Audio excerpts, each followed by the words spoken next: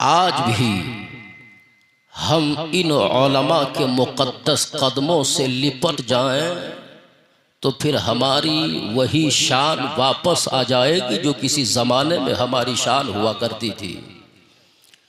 जब तक हम उलमा के दामन से जुड़े रहे, जब तक हम उलमा की ताज़ीम उनकी खिदमत करते रहे, तख्त-ओ-ताज, सल्तनत, इमारत, बादशाहत हमारे कदमों में होती थी। इनका मकाम ये है कि हमारे और आपके प्यारे नबी इरशाद फरमाते हैं, मन नज़र इला वजहिल आलिम फफरिह बिहा खलक़ल्लाहु तआला बितिल्कन नज़रति वल फरहति मलकन यस्तग़फिरु लहू इला यौमिल क़ियामा। नबी फरमाते हैं कि जिसने किसी आलिम के चेहरे को देखा, सिर्फ देखने की बात हो रही है।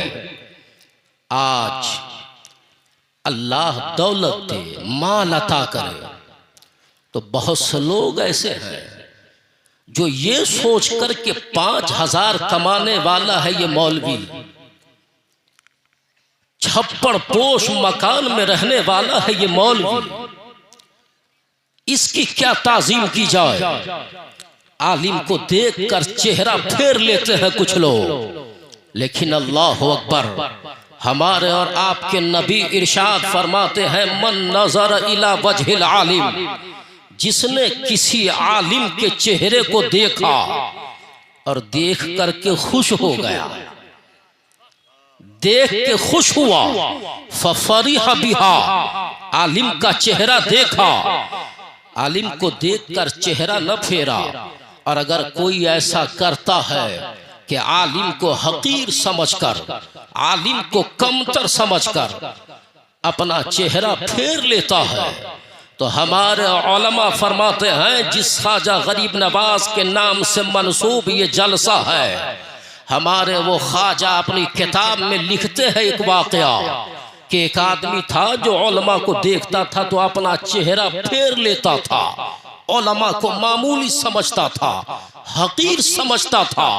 जब वो मर गया, मरने के बाद उसको कब्र में लिटाया गया, लोगों ने उसका चेहरा किबला की तरफ किया, लोग बार बार उसके चेहरे को किबला की तरफ करते, लेकिन उसका चेहरा खुद ब खुद किबले से फेर दिया जाता था। सरकार ख्वाजा गरीब नवाज फरमाते, आखिर वजह क्या थी कि बार बार चेहरे को किबला की तरफ करने के बावजूद मुर्दे का चेहरा किबला की तरफ से फेर क्यों दिया जाता था। आप फरमाते हैं, वो मुर्दा जिसके चेहरे को किबला की तरफ से फेर दिया जाता था, ये वो था कि जब वो जिंदा था तो आलिम को देखता था तो अपना चेहरा फेर लिया करता था। आलिम को देखकर अपना चेहरा फेरने वाले को ये सजा मिली कि जब उसको कब्र में दफन किया गया तो बार बार किबला की तरफ चेहरा करने के बावजूद किबला से चेहरा फेर दिया जाता था। आवाज आती है, ओ लोगों, इसके चेहरे को किबला की तरफ ना करो, ये वो है जो दुनिया में आलिम को देखकर अपना चेहरा फेरा करता था, ये वो है जो दुनिया में आलिम को जलील समझता था, ये वो है जो दुनिया में आलिम को कमतर समझता था, ये वो है जो दुनिया में आदमी को हकीर समझता था।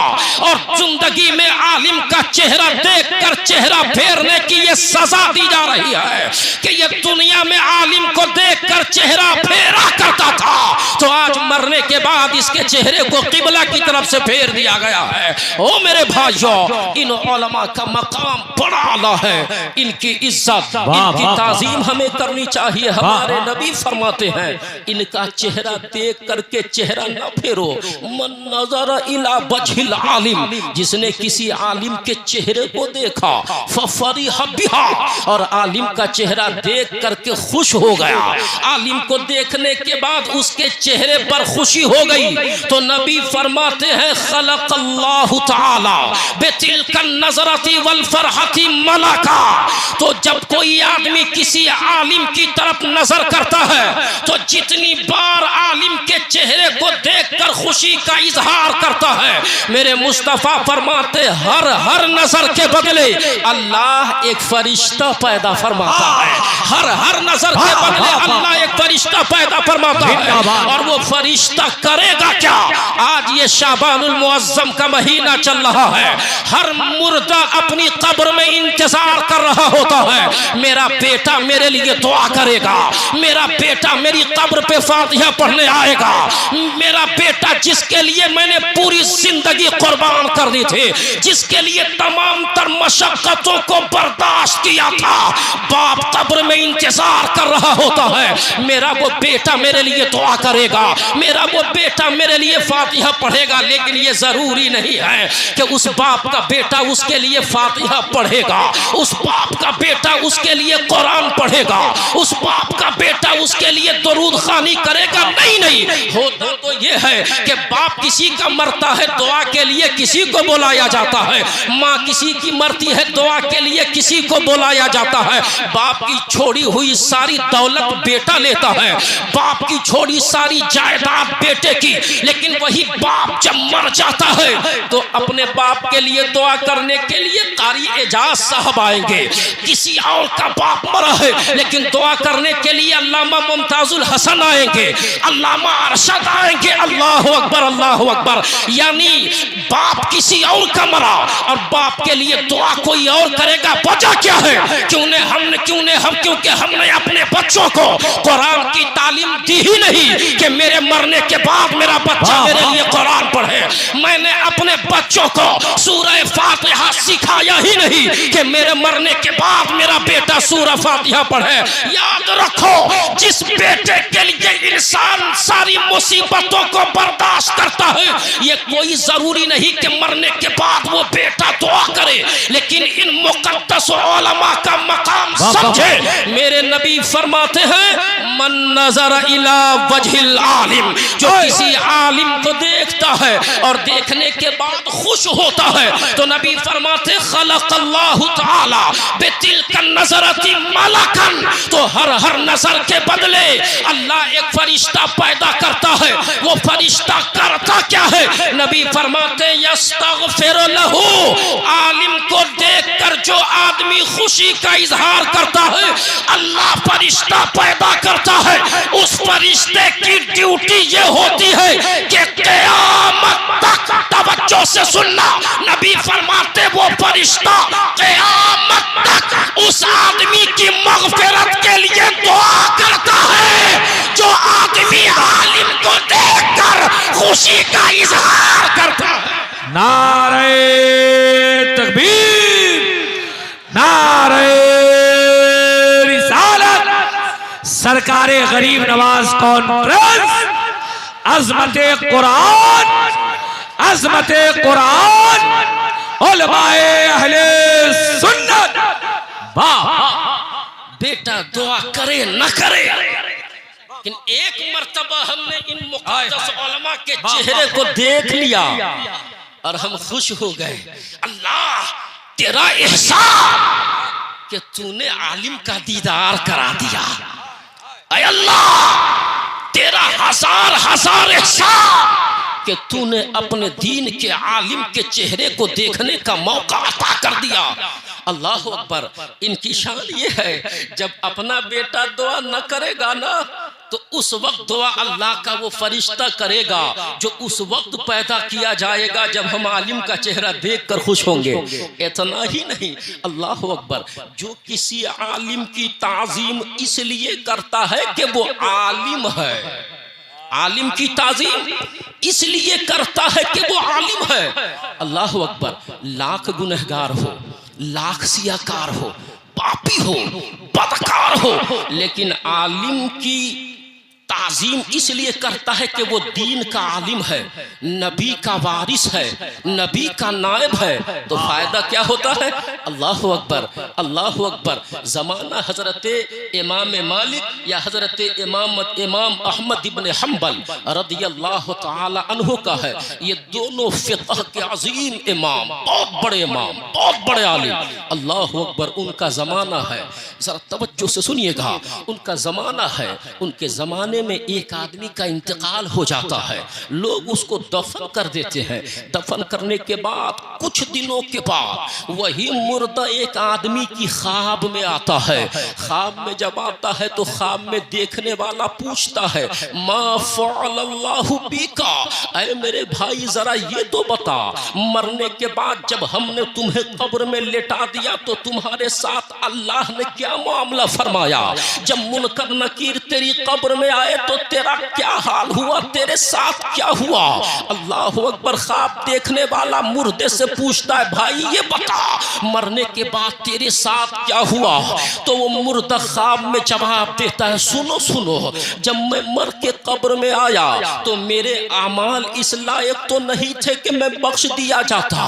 न मैं बहुत बड़ा नमाजी था, न बड़ी कसरत से रोजा रखता था, न हज व ज़कात अदा करता था। मेरे नामे आमाल में हसना तो तय्यबात का ज़ख़ीरा नहीं था। जरा तवज्जो से सुनिए, इन उलमा का मकाम व मर्तबा समझिए। मुर्दा कहता है, ऐ ख्वाब देखने वाले, मेरे नामे आमाल में बहुत ज्यादा नेकियां नहीं थी। वो मरने वाला यकीनन हमारे और आपके जैसा कोई आदमी रहा होगा।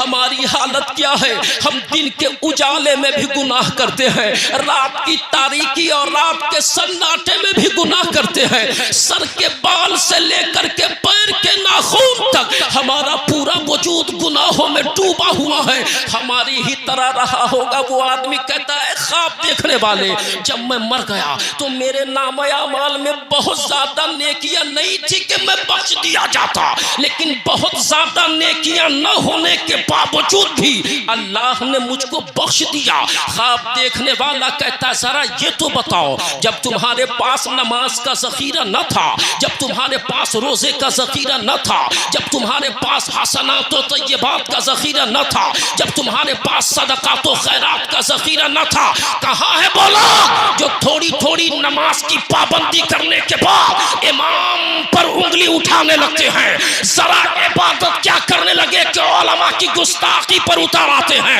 आओ जरा देखो नबी के मुक़द्दस वारिसीन का मकाम। ख्वाब देखने वाला कहता, ये तो बता, जब तेरे अमाल इतने अच्छे न थे, जब तेरे पास बहुत ज्यादा नेकियां न थी, तो तू बख्शा कैसे गया? तो वो मुर्दा कहता, सुनो सुनो, मैं बख्शा इसलिए गया कि मैं एक मर्तबा नहर के किनारे वजू बना रहा था और मैं एक जगह बैठ करके वजू बना रहा था और दूसरी जगह हजरत इमाम अहमद इब्न हम्बल वजू बना रहे थे। तो मैं जहां वजू बना रहा था, मेरे वजू का पानी जब नहर में गिरता तो वो पानी बहता हुआ हजरत इमाम अहमद की तरफ जाता और फिर उसी पानी से हजरत इमाम अहमद वजू करते।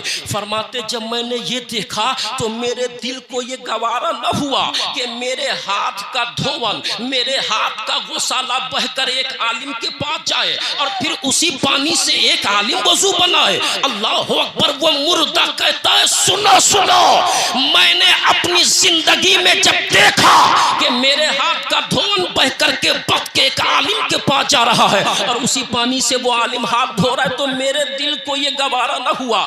मैं अपनी जगह से उठा और मैं वहां जा करके वजू बनाने लगा जहां हजरत इमाम अहमद इब्न हम्बल का धोवन पहुंचता था। फरमाते, मैं वजू बनाने लगा, मैंने सिर्फ इतना किया। ये बहुत मुश्किल काम नहीं है, बहुत छोटा काम, सिर्फ इस नीयत से किया कि ये अल्लाह के दीन के आलिम है, इनके पास कुरान का इल्म, इनके पास हदीस का इल्म, इनके पास शरीयत का इल्म, इनके पास तरीक़त का इल्म, इनके पास हकीकत व मारिफत का इल्म। फरमाते, ओ ख्वाब देखने वाले, मैंने जब एक आलिम की ताज़ीम उसके आलिम होने की वजह से की थी और जब मर करके मैं कब्र में गया तो मेरे अल्लाह की तरफ से आवाज आई, ओ मेरे बंदे, तूने तुमने अपनी जिंदगी में एक आलिम की ताजीम की थी, आलिम की ताजीम की वजह से तुझको जन्नत का परवाना अता किया जाता है। नारे तकबीर, नारे रिसालत, मसलके आला हजरत उलमाए अहले सुन्नत। इन उलमा की ताजीम करें, इनकी इज्जत करें, इनकी भी ताजीम करें, अपने बच्चों को भी पढ़ाएं। कुरान पढ़ा है, आप दुनिया की सारी तालीम दिलवाएं, लेकिन अपने बच्चों को इतना कुरान जरूर पढ़ा दें कि जब आपका इंतकाल हो जाए तो आपके लिए आपका बच्चा कुरान खानी करे। अपने बच्चों को दीन की इतनी तालीम जरूर दिलवा दें ताकि जब आपका इंतकाल हो जाए तो आपका जनाजा आपका अपना बेटा पढ़ाए। इतनी तालीम दीन की जरूर दिलवा दें कि जब आपका इंतकाल हो जाए तो आपके लिए आपका बेटा खुद दुआ कर सके, क्योंकि दूसरा दुआ करेगा तो सिर्फ जुबान से दुआ करेगा, लेकिन जब अपना बेटा बाप के लिए दुआ करेगा तो दिल से दुआ करेगा। अपनी औलाद को इतनी तालीम जरूर दिलवाएं। ये न सोचे कि अपने बेटे को हाफिज बना दूंगा, 5,000 रुपया कमाएगा, कैसे इसकी जिंदगी गुजरेगी। अल्लाह अकबर, ऐसा कभी न सोचे।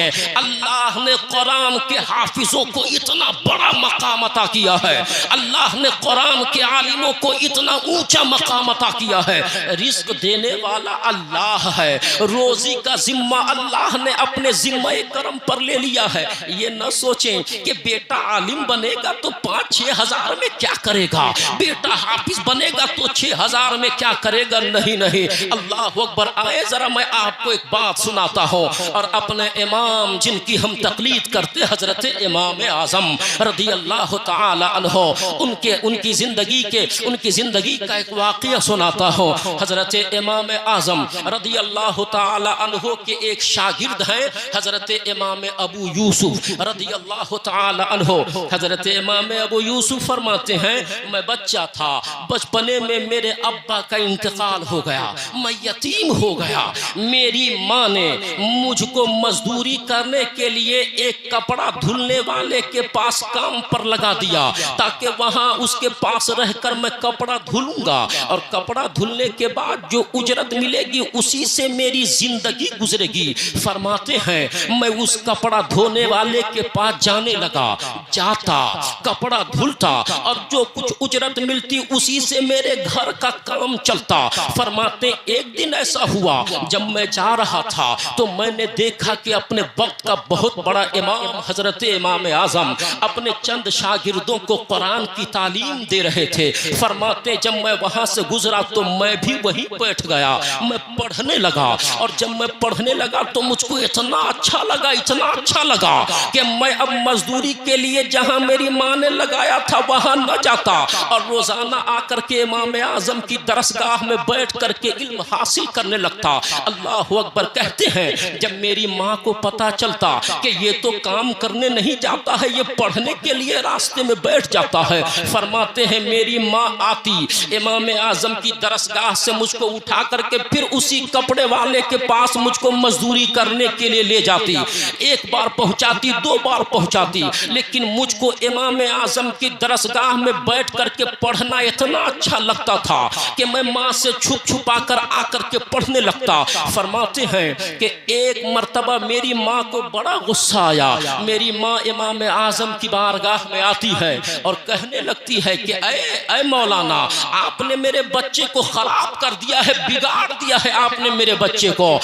मैं एक बेवा औरत हूँ, ये एक यतीम बच्चा है, मैंने इसको मजदूरी के लिए लगा दिया था ताकि कुछ उजरत मिलेगी तो जिंदगी गुजरेगी आसानी के साथ। आप इसको क्या पढ़ाई लिखाई में आपने इसको लगा दिया है, ये काम करने नहीं जाता है। अल्लाह अकबर, अल्लाह अकबर। जब हजरत इमाम आजम से इमाम अबू यूसुफ की माँ इतना फरमाती हैं तो मेरे इमाम फरमाते, ऐ बूढ़ी औरत, ऐ खुश नसीब औरत, तू अपने मुकद्दर पर नाज कर, अपने इस बच्चे को दीन की तालीम हासिल करने दे। तू इस फिक्र में है कि तेरे इस बच्चे के खाने का इंतजाम कैसे होगा और तेरा ये बच्चा खाएगा क्या, तो सुन, तेरा ये बच्चा अगर दीन का इल्म हासिल कर लेगा, कुरान का इल्म हासिल कर लेगा, हदीस का इल्म हासिल कर लेगा, फिक़ह का इल्म हासिल कर लेगा, तो सुन, मैं ये देख रहा हूँ कि आने वाले जमाने में तेरा बेटा इतना अच्छा खाना खाएगा जिस खाने को बड़े अमीर कबीर लोग भी जिनके लिए खाना मुश्किल होगा। तू अपने बच्चे के खाने की क्यों फिक्र करती है? इसको दीन का इल्म हासिल करने दे। मैं देख रहा हूँ कि तेरा ये बेटा देसी घी का हलवा और बेहतरीन फालूदा खा रहा है। अल्लाह अकबर। अब आप कहेंगे कि ये देसी घी का हलवा कौन बहुत बड़ी बात है। सुनिए, बहुत बड़ी बात कैसे नहीं है। मैं आज की बात नहीं कर रहा हूँ, आज तो हम जितना खाते हैं उससे ज्यादा फेंक देते हैं। ये उस जमाने की मैं बात कर रहा हूँ जब लोग भूख की वजह से मर जाते थे। अल्लाह अकबर, ये उस जमाने की बात है। अल्लाह अकबर। हजरत इमाम आजम फरमाते हैं, मैं देख रहा हूँ कि तेरा बेटा देसी घी का हलवा और बेहतरीन फालूदा खाएगा।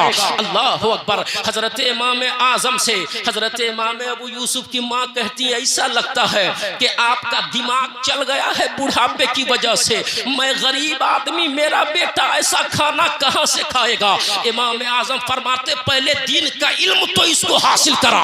अल्लाह अकबर। अब इमाम अबू यूसुफ ने दीन का इल्म सीखना शुरू किया, कुरान का इल्म हासिल किया, हदीस का इल्म हासिल किया, फिक़ह का इल्म हासिल किया। यहाँ तक कि एक वक्त ऐसा आया, इमाम आजम का इंतकाल हो गया। और जब इमाम आजम का इंतकाल हो गया तो हजरत इमाम आजम के इंतकाल के बाद इसी हजरत इमाम अबू यूसुफ को काजी बनाया गया, काजी। और जब आप काजी बना दिए गए तो इसी तरह खलीफा हारून रशीद का दरबार एक मर्तबा लगा हुआ था। हजरत इमाम अबू यूसुफ की दावत थी। दस्तरखान पर जब हजरत इमाम अबू यूसुफ बैठ गए तो खलीफा हारून रशीद ने देसी घी का हलवा और फालूदा आगे बढ़ाते हुए कहा, ऐ इमाम अबू यूसुफ, ये खाइए, इतना अच्छा खाना मैं भी बार बार आपके लिए नहीं बनवा सकता। जैसे ही उस हलवे और फालूदे पर इमाम अबू यूसुफ की नजर पड़ती है, इमाम अबू यूसुफ रोने लगते हैं। रोने जब लगते हैं तो बादशाह हारून रशीद कहता है, इमाम क्या हुआ? कहीं आपकी शान में कोई गुस्ताखी तो नहीं हो गई? ऐ इमाम, रोने की वजह क्या है? तो हजरत इमाम अबू यूसुफ फरमाते हैं, बादशाह, न कोई गुस्ताखी हुई, न कोई तकलीफ हुई है। रोने की वजह यह है कि आज खाना देख करके मुझे मेरे उस्ताद इमाम आजम की याद आ गई। जब मैं बच्चा था तो मेरे उस्ताद ने मेरी माँ से कहा था, अपने बेटे को दीन का इल्म हासिल कराओ। जब तेरा बच्चा आलिम दीन बन जाएगा तो मैं देख रहा हूँ देसी घी का हलवा खाएगा, फालूदा खाएगा। हजरत इमाम अबू यूसुफ फरमाते हैं, बादशाह, मेरे बचपने में मेरे उस्ताद ने जो कहा था मैं देख रहा हूँ वही खाना आज मेरे सामने रखा हुआ है। लिहाजा ये सोच करके 5000 कमाएगा क्या करेगा, 6000 कमाएगा क्या करेगा? नहीं, ये इल्म पाक की बरकत है, ये इल्म का फैजान है कि कूफा की तालाब के किनारे कपड़ा धोने वाले अबू यूसुफ नामी एक इंसान को इल्म दीन ने वो मकाम अता किया कि कूफा के तालाब के किनारे से उठाकर इज्जत और शोहरत के आसमान पर बैठा दिया। अल्लाह अकबर, अल्लाह अकबर। अपने बच्चों को जरूर पढ़ाएं, ये न देखें कि इतनी कम आमदनी में क्या करेगा। रिस्क देने वाला अल्लाह है, रिस्क देने वाला परवरदिगार है। अपने बच्चों को पढ़ाएं। कुरान की पहली आयत और कुरान का पहला हुक्म जो आता है वो यहीं से शुरू होता है, इक़रा। अल्लाह से अल्लाह अपने पैगंबर से हजरत जिब्रील अमीन के जरिए कुरान की जो आयत भेजता है उसमें यही तालीम जिब्रील कहते हैं, इक़रा इक़रा या रसूल अल्लाह अलैहि सलाम, पढ़िए पढ़िए। अल्लाह अकबर। हमारे और आपके आका सल्लल्लाहु अलैहि वसल्लम पर सबसे पहली वही और कुरान पाक की सबसे पहली जो आयत उतरी है उस आयत में पढ़ने की तालीम दी गई है। यही वो किताब कुरान मुक़द्दस है। अल्लाह अकबर। जो अल्लाह के नजदीक सारे कलामों में सबसे ज्यादा महबूब है, जो कलाम सबसे ज्यादा पसंदीदा है अल्लाह के नजदीक, वो कलाम कलाम मुक़द्दस है, कलाम मजीद है। अल्लाह अकबर। आज हम कहते हैं हमारे घर वीरान हो गए, हमारे घरों से बरकतें गायब हो गई, हम इतना कमाते हैं पता नहीं चलता हमारी रकम, हमारा रुपया पैसा कहाँ जा रहा है। कमाने के बावजूद कमाई में बरकत नहीं है, घर में वीरानी ही वीरानी है। अल्लाह अकबर। ये वो कलाम मुक़द्दस है कि अगर कोई बे औलाद है, औलाद पाना चाहता है, कुरान पढ़े, अल्लाह औलाद अता करेगा। किसी के घर में अगर किसी के घर से बरकतें दूर हो चुकी हो, अगर घर में बरकतों का नुज़ूल चाहता है, कुरान पढ़े, घर में बरकतों का नुज़ूल होगा। अल्लाह अकबर। ये कुरान ये शिफा है, जिस्मानी बीमारी के लिए भी ये शिफा है, रूहानी बीमारी के लिए भी कुरान पढ़े। कुरान हमारे और आपके नबी इरशाद फरमाते हैं इन्नल बैतल्लज़ी युतला फीहिल कुरान, वो घर जिसमें कुरान पाक की तिलावत होती है। आज हम बरकत के लिए न जाने कहां कहां मारे मारे फिरते हैं, कभी इस बाबा के पास, कभी उस बाबा के पास, कभी उस बाबा के पास, कि हमारे घर में बरकत नहीं है, बाबाओं का चक्कर लगाते हैं, अपनी मेहनत और मशक्कत और पसीने की गाढ़ी कमाई बाबाओं के चक्कर में तबाह करते हैं। और बाबा भी ऐसे जो आज इन्होंने इस लाइन को, इस काम को पेशा बना लिया है, कमाने का जरिया बना लिया है। अल्लाह अकबर। घरों में अगर बरकत चाहिए, अगर शैतान ने घर में डेरा डाल दिया हो, शैतान को भगाना हो, तो किसी बाबा के पास जाने की जरूरत नहीं है। घर में अगर बरकत चाहिए, नबी फरमाते घर में कुरान की तिलावत करो, बरकतों का नुज़ूल होगा। घरों से शैतान को भगाना हो तो किसी बाबा के पास जाने की जरूरत नहीं है। नबी फरमाते कुरान घर में पढ़, शैतान घर से भाग जाएगा। अगर घर में अल्लाह की रहमत के फरिश्तों को बुलाना हो तो किसी बाबा के पास जाने की जरूरत नहीं। नबी फरमाते हैं घर में कुरान पढ़, रहमत के फरिश्तों का नुज़ूल होगा। हमारे नबी फरमाते हैं इन्नल बैतल्लज़ी युतला फीहिल कुरान, वो घर जिसमें कुरान पढ़ा जाता है, वो घर जिसमें कुरान की तिलावत की जाती है। आज हमने तो कुरान को ताकों में सजा दिया है, लेकिन अल्लाह अकबर। हमारे नबी फरमाते हैं जिस घर में कुरान पढ़ा जाता है कसुर खैरुहु, उस घर की बरकतों में इजाफा होता है, उस घर में बरकतों का नुज़ूल होता है। वह हज़रतुल मलाइका, उस घर में अल्लाह की रहमत के फरिश्तों का नुज़ूल होता है। जिस घर में कुरान पढ़ा जाता है उस घर की बरकतों में भी इजाफा होता है, उस घर में अल्लाह की रहमत के फरिश्तों का नुज़ूल भी होता है। और इतना ही नहीं, वह खरजत मिन्हु शैतान, और उस घर में अगर शैतान हो और कुरान पढ़ा जाए तो घर से शैतान भाग जाता है। कुरान पढ़े तो आप, हमने जब से कुरान से दूरी बना ली है, अल्लाह अकबर, हमारी हालत खराब हो गई है। दुनिया में हर जगह हम जलील ख़ार हुए जा रहे हैं, हर जगह हमें गिरी नजर से देखा जा रहा है, हर जगह हम हकीर समझे जा रहे हैं, हमारी कोई हैसियत नहीं समझी जा रही है। इसकी एक वजह यह भी है कि हमने कुरान से अपना रिश्ता तोड़ लिया है, हमने कुरान से दूरी बना ली है, हमने कुरान से दूरी इख्तियार कर ली है। अल्लाह अकबर। एक जमाना ऐसा था खाना मयसर नहीं होता था लेकिन लोग कुरान पढ़ते थे, पानी मयसर नहीं होता था लेकिन कुरान पढ़ते थे, पहनने के लिए अच्छा लिबास नहीं होता था लेकिन कुरान पढ़ते थे, रहने के लिए अच्छा मकान नहीं होता लेकिन कुरान पढ़ते थे। जब तक कुरान को हमने अपने सीनों से लगाए रखा था, मकान अच्छा नहीं था लेकिन कामयाब हम थे।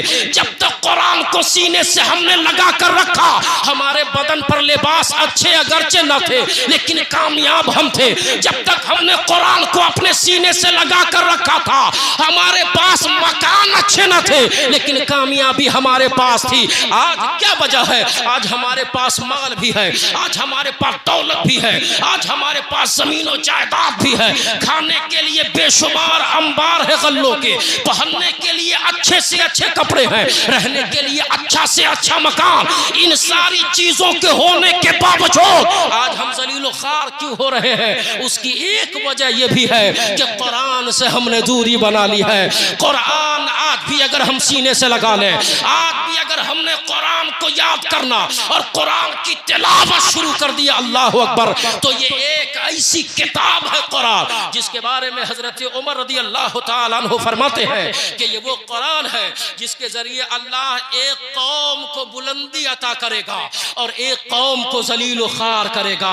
जो कुरान को अपने दिल से लगाएगी, जो कौम कुरान को अपने सीने से लगाएगी वो बुलंद कर दी जाएगी, और जो कौम कुरान से दूरी बना कर रखेगी वो जमीन की पस्ती में धकेल दी जाएगी। अल्लाह अकबर। कुरान पढ़ें, कुरान में रूहानी बीमारियों का भी इलाज है, कुरान में जिस्मानी बीमारियों का भी इलाज है। अल्लाह का कुर्ब पाने का एक अजीम जरिया है कुरान की तिलावत।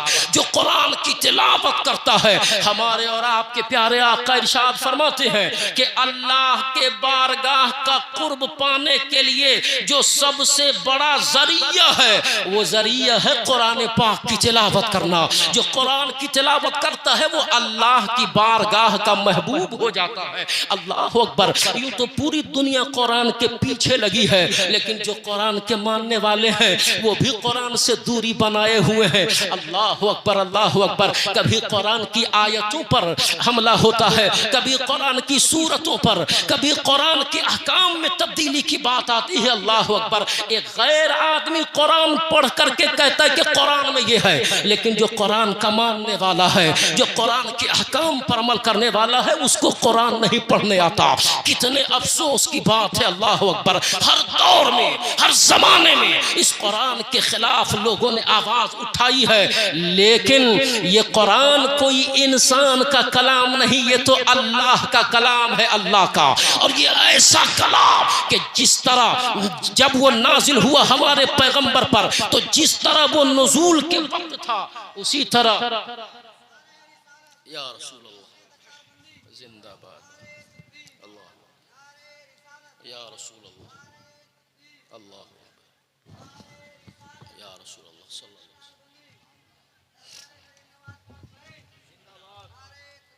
अलैहि वसल्लम। माशा अल्लाह, सुभान अल्लाह। ये हुफ़ाज़ किराम का मुक़द्दस काफ़िला आपके सामने चलवागर है। अल्लाह अकबर। कितना मजबूत है इनका सीना। अल्लाह अकबर। कुरान पाक, अल्लाह कुरान में फरमाता अगर कुरान को हम पहाड़ नाज़िल करते तो पहाड़ अल्लाह के खौफ से रेजा रेजा हो जाता। अल्लाह अकबर। कुरान जैसी अमानते इलाहिया को पहाड़ अपने दामन में महफूज करने से बरात का इजहार कर दे, कमजोरी और आजिज़ी का इजहार करे। पहाड़ जैसी सख्त मखलूक जिस कुरान जैसी अमानत को बर्दाश्त न कर सके, उस अमानत को हमारे नबी की उम्मत के इन छोटे छोटे बच्चों ने अपने सीनों में महफूज किया है। ये कैसे हुआ कि वो कुरान जिसको पहाड़ बर्दाश्त न कर सके, उस कुरान को 15-20 साल के इन बच्चों ने अपने सीनों में महफूज कैसे किया। हदीस पाक में आता है कि अगर हमारे और आपके नबी ऊंटनी पर बैठे होते और वही का नुज़ूल शुरू हो जाता तो फरमाते ऐसा लगता कि ऊंटनी के पैर टूट जाएंगे। ऊंटनी पर मुस्तफा और नबी पर वही नाजिल हो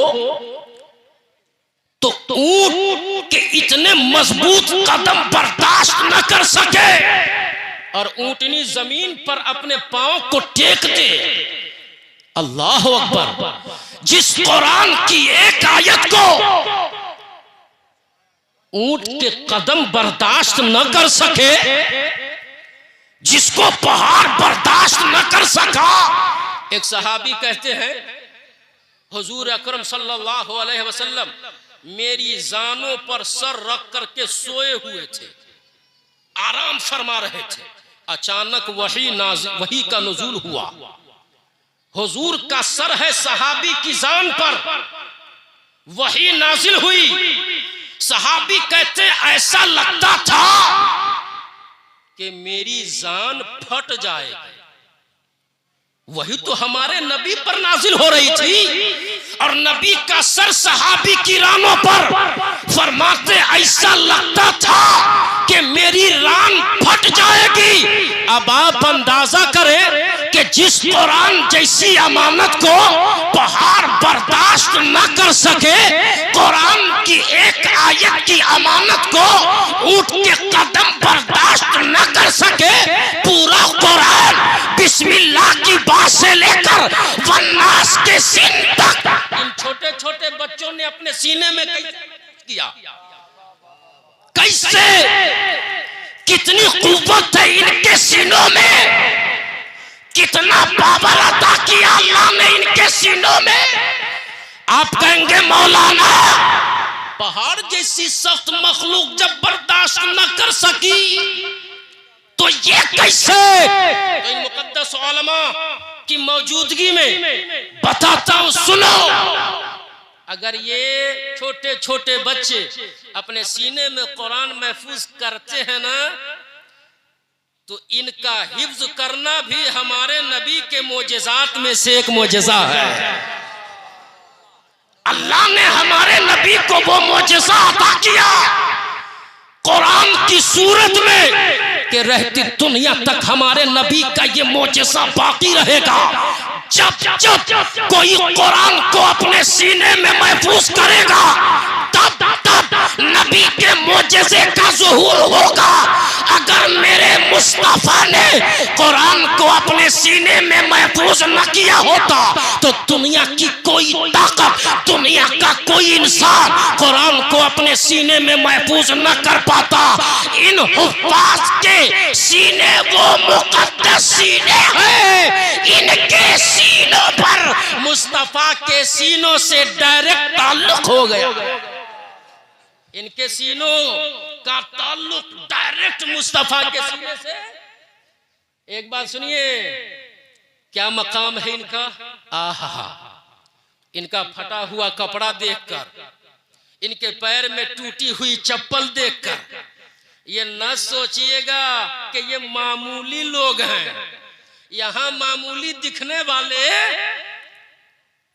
बहुत ज्यादा रुपया पैसा जिसके पास होता है अच्छा से अच्छा महल बनाता है ना, लेकिन ये वो लोग हैं कि जन्नत में इनमें से हर एक को अलग अलग अल्लाह ताला ऐसा शहर अता करेगा जिस शहर के मकान की दीवारें सोने और चांदी की होंगी। अल्लाह अकबर। मुबारकबाद के लायक है ये बच्चे जिन्होंने कुरान को याद किया। मुबारकबाद के लायक है इनके उस्ताद कारी साहब तिबला जिन्होंने इन पर मेहनत की। मुबारकबाद के लायक है वो गरीब माँ बाप जिन्होंने अपना पेट काट काट कर अपने बच्चों को हाफिज कुरान बनाया। हमारे और आपके नबी फरमाते हैं, आज हुफ्फाज के गरीब बाप को देखकर लोग सोचते गरीब है, लेकिन क़यामत के दिन जब इनके अब्बा को लोग देखेंगे तो कहेंगे काश मैंने भी अपने बच्चे को हाफिज कुरान बनाया होता, मैंने भी किसी बेटे को हाफिज बनाया होता। सुनिए, हमारे नबी फरमाते हैं, इन्ना फिल जन्नति नहरुन इस्मुहा रय्यान। जन्नत में एक नहर है जिसका नाम है रय्यान। क्या नाम है? रय्यान।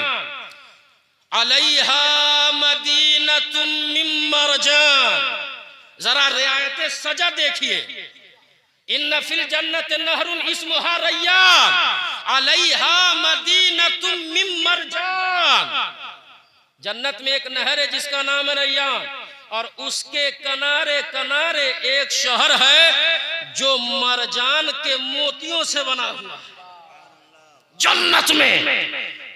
और आगे नहीं फरमाते वलहा सबऊना अल्फा बाबिन वहिया लिहामिल कुरान।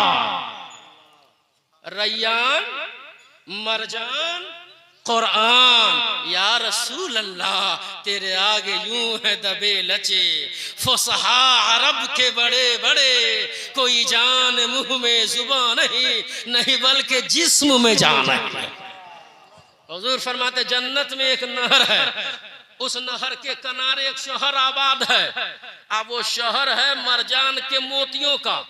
उस शहर के सोने और चांदी के 70,000 दरवाजे। कितने दरवाजे हैं?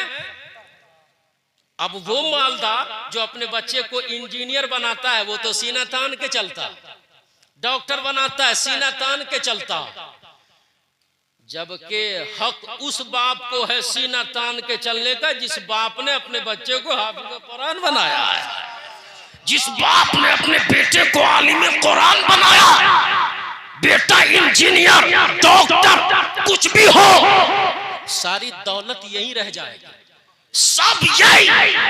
लेकिन जो गरीब बाप अपने बच्चे को हाफिज़ कुरान बनाएगा, यहाँ चाहे खाने को अच्छा न मिले, खाना पहनने को अच्छा लिबास न मिले, लेकिन क़यामत के दिन अल्लाह ऐसा लिबास पहनाएगा उनको, ऐसा लिबास पहनाएगा कि वो भी ताज्जुब करेंगे कि इतना अच्छा लिबास मुझको कहां से मिल गया। हाफिज़े कुरान के माँ बाप को अल्लाह इतना अच्छा लिबास पहनाएगा कि वो भी ताज्जुब में अर्ज करेंगे अल्लाह दुनिया में पूरी जिंदगी कभी अच्छा कपड़ा पहनने को न मिला, और क़यामत के मैदान में इतना अच्छा लिबास, मौला ये इनाम कैसा। तो अल्लाह फरमाएगा ये सिर्फ इसलिए है कि तुमने अपने बच्चे को हाफिज़ कुरान बनाया था, तुमने अपने बच्चे को आलिम कुरान बनाया था। नबी फरमाते नहर है जिसके 70,000 दरवाजे हैं, सोने और चांदी के, पूरा शहर मोतियों का, जिसके दरवाजे 70,000 सोने और चांदी के। तो ये सोने और चांदी के दरवाजे वाले मोतियों के शहर किसके लिए? इसका मालिक कौन? ये शहर किसके लिए आबाद हुआ? नबी फरमाते हैं वही अली हामिल कुरान। जन्नत में सोने और चांदी का ये शहर किसी और के लिए ना होगा, उस आदमी के लिए होगा जिसने कुरान याद किया होगा। नारे तकबीर, नारे मसलके आला हजरत उलमाए अहले सुन्नत जिंदाबाद। ये मकाम है इनका। क़यामत के दिन एक तो जन्नत मिलेगी, और जन्नत में सोने और चांदियों के शहर अल्लाह अता करेगा। और सुनिए ना, इनका तो मकाम है ये है। एक हदीस पाक में आता है, नबी फरमाते हैं अल मुअल्लिमु वल मुतअल्लिमु शरीकान फिल अज्र। इतना फायदा सिर्फ इन्हीं को न हुआ। अगर सिर्फ इन्हीं को फायदा होता तो फिर कारी एजाज साहब सोचेंगे हम क्यों मेहनत करें। लेकिन अल्लाह अकबर, ये जो इतनी मेहनत करते हैं, इतनी मेहनत, अब मेहनत करके इनको इस मंजिल, इस मकाम पर पहुंचाया। और एक बात और बता देते, सुनिए जरा गौर से सुनिए, इनका क्या मकाम है। आज हम और आप, इधर देखिए ना भाई, उधर क्या कुछ है क्या? इधर देख लीजिए। मैं ये अर्ज कर रहा था कि इन्होंने कुरान याद किया, इनका भी बड़ा मकाम, और जिन्होंने इनको कुरान याद करने में मेहनत की उनको भी बहुत सवाब। लेकिन इल्म की राह में जिन लोगों ने इनकी मदद की उनको भी सवाब। कितना सवाब, कितना सवाब। आज होता क्या है, मदरसा का बच्चा मामूली गलती कर ले तो शिकायत करने के लिए हम लोग मदरसा पहुंच जाते हैं। होता कि नहीं होता? मदरसा का बच्चा जरा सी गलती कर ले, पहुंच गया मदरसा। हजरत अल्लामा मुमताजुल हसन साहब, कारी एजाज साहब, क्या तालीम देते हैं आप? आपके बच्चों ने ये किया, ये किया, ये किया। शिकायत करने के लिए तो मदरसा पहुंच गए। आहा, कभी ऐसा हुआ कि मदरसा आते वक्त मदरसा में पढ़ने वाले बच्चों के लिए खाने का कोई सामान भी लेकर आ गए? क्या कभी ऐसा हुआ कि किसी तालिबे इल्म की आपने मदद कर दियो? याद रखें, बड़ा सवाब, बड़ा सवाब। कितना सवाब है? बुजुर्गों से मनकूल है, मन आन आलिमन औ मुतअल्लिमन बिक़लमिन मुनकसिरिन औ बिक़िरतासिन फ़कअन्नमा बनल काबता 70 मर्रा। जिसने किसी आलिम की मदद की या दीन का इल्म हासिल करने वाले तालिबे इल्म की मदद की। कैसे मदद की?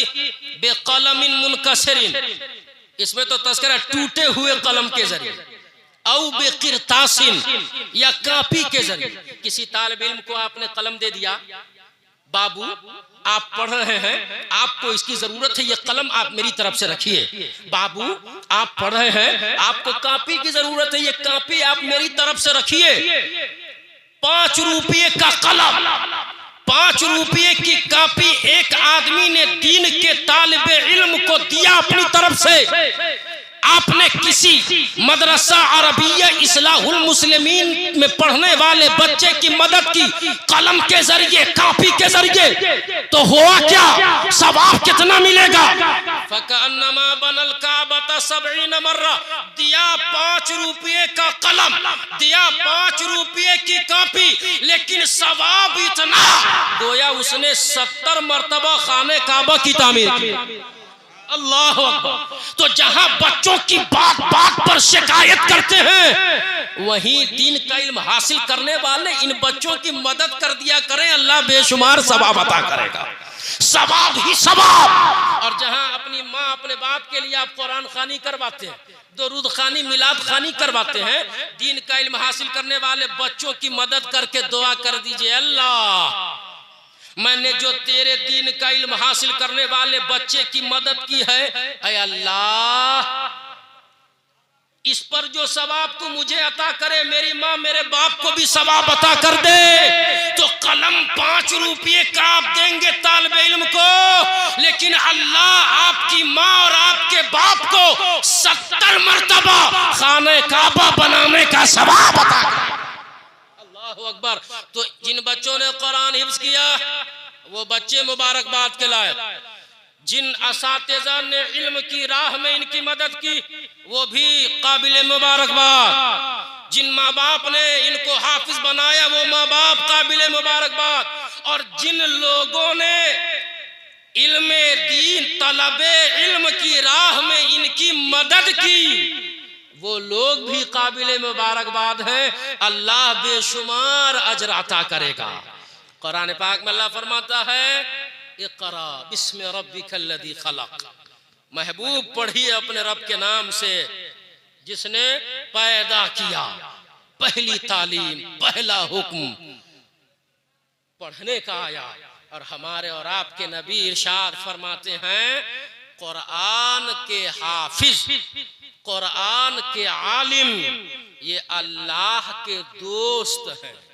औलियाउल्लाह अल्लाह के दोस्त हैं। फमन अकरमहु फक़द अकरमल्लाह। तो जिसने कुरान के आलिम, कुरान के हाफिज की ताजीम की, गोया उसने अल्लाह की ताजीम की। जरा देखें कितना बड़ा मकाम। जिसने कुरान के हाफिज की ताजीम की, कुरान के आलिम की ताजीम की। क्यों? कुरान याद करने वाला हाफिज कहलाता है, कुरान के मानी समझने वाला आलिम कहलाता है। तो उलमा कुरान के मानी के जरिए कुरान पढ़ते पढ़ाते हैं। मशाइखीन तरीक़त के रास्ते से कुरान के फैज़ान और कुरान की तालीमात को आम करते हैं, तो कुरान का आलिम हो, कुरान का हाफिज हो, जो इनकी ताज़ीम करेगा, तो फरमाते हैं मुस्तफ़ा जान रहमत सल्लल्लाहु अलैहि वसल्लम, ऐसा आदमी उसने गोया अल्लाह की ताज़ीम की। व मन अहानहु, और जिसने इसलिए तौहीन की, आलिम की, किसी आलिम की तौहीन की या हाफिज कुरान की तौहीन की, तो नबी फरमाते फ़अलैहि लानतुल्लाह, तो ऐसे आदमी पर अल्लाह की लानत हो। तो क्या कोई आदमी चाहेगा कि मुझ पर अल्लाह की लानत बरसे? कोई नहीं चाहता। जब नहीं चाहते तो इन उलमा की इज्जत करें, इनकी कद्र करें, इनकी ताज़ीम करें। इनकी इज्जत का फायदा हमें यहाँ भी मिलता है और इनकी ताज़ीम का फायदा अल्लाह ताला आखिरत में भी अता फरमाएगा। अब वो कैसे होगा? बस 2 मिनट की एक बात सुनिए, वो कैसे होगा? हुजूर इरशाद फरमाते हैं, जब हिसाब किताब हो जाएगा तो अल्लाह का एक आबिद बंदा होगा, जो आलिम ना होगा, आबिद होगा, इबादत करने वाला, तो उसको जन्नत में भेज दिया जाएगा, जन्नत में जाओ। लेकिन जब आलिम की बारी आएगी तो अल्लाह फरमाएगा, क़िफ़हा हुना, तुम कहाँ जा रहे हो? तुम अभी ठहरो, अकेले जन्नत में जाना चाहते हो? ठहरो, क़िफ़, ठहरो, इश्फ़ा, और लोगों की शफाअत करो।